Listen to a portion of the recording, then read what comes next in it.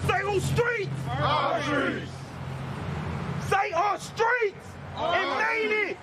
Right. Main it. Whose streets? Our streets. Word on the beat, word on the beat, word on the beat. Time after time after time after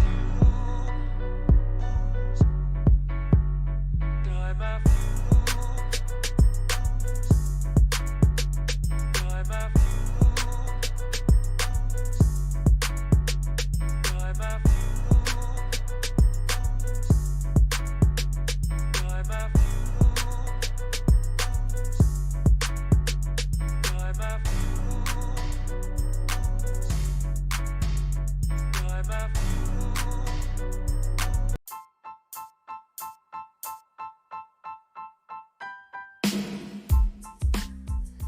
Man, in this episode, man, we're going to be talking about the East Side legend, man. Icewear Vezzo, man, straight out of Detroit.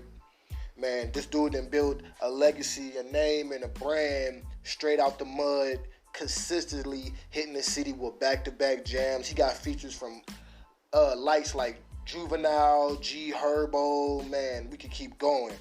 But one thing we don't keep going about is how this man built the empire out of nothing.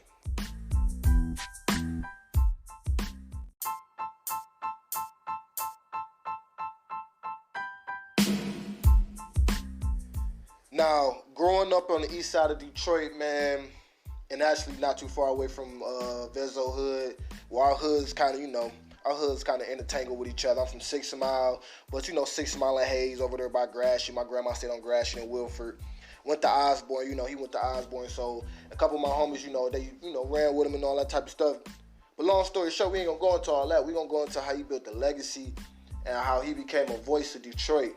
And how you put that leg work in, man. The shit was not easy, man. Just watching him start out, man. Back when he had the little bitty dreads, man.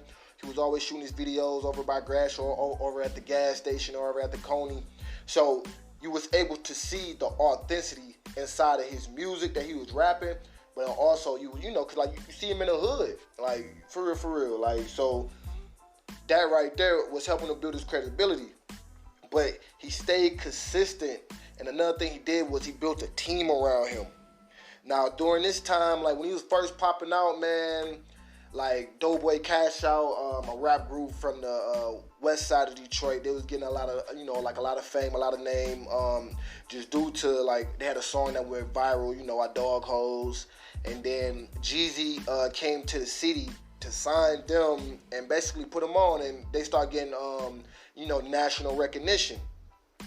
But throughout this whole time, Icewear Vezzo, Team Eastside, Peasy, all them dudes was bubbling. But the Eastside was more gutter, and the Eastside had less of a foundation when it came to music. So that's why, long story short, that's why I really want to make this podcast known, because he helped build and bring back that empowerment to the voices on the east side of Detroit,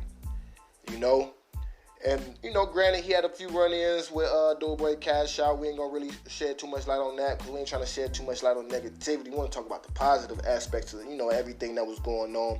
But during this time, though, but just in the midst of all that, people see that, he was serious. And, in the city of Detroit, man, you can't just rap that shit. You got to live that shit.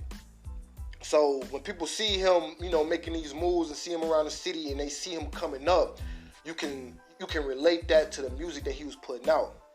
And one thing about him, and just one thing for certain, he always stayed loyal to where he was from, And as far as when I see him, just see him on social media and he's doing his music videos, even when he out of state, he's always putting on for the city of Detroit. Now, he had a few run-in with the law, which he had to sit down a little bit for. But then right after he sat down, he hit the gate. Once he got out, he hit the ground running. Signing with Motown, releasing his own sneaker that was sold out. Doing back-to-back collabs with, big name artists. Like one of his big songs that he just had that just came out with Vezzo. I said with Vezzo, but with G Herbo, you know, and also doing collaborations with Big Sean, which was real big for the city. As y'all know, Big Sean is a global icon. But just having that pull and that networking system to be able to, you know, do a collab track with Big Sean was also real big. But going back into his movement and what he built, just basically going back into once he was released, man, like, you don't never know like how artists' mindset it be because you know, on the outside looking in, you don't necessarily know what they was really going through. You feel me? Like, shoot, was he gonna come back home? Was he gonna be fucked up? Like, was he gonna come back home, you know, institutionalized or some dumb shit? Or was he just gonna come back home and like, man, I gotta finish what I started. And what I mean what I started was, because I just remember being in the city, the dude was doing commercials. Like literally doing jingle commercials for businesses around the city. So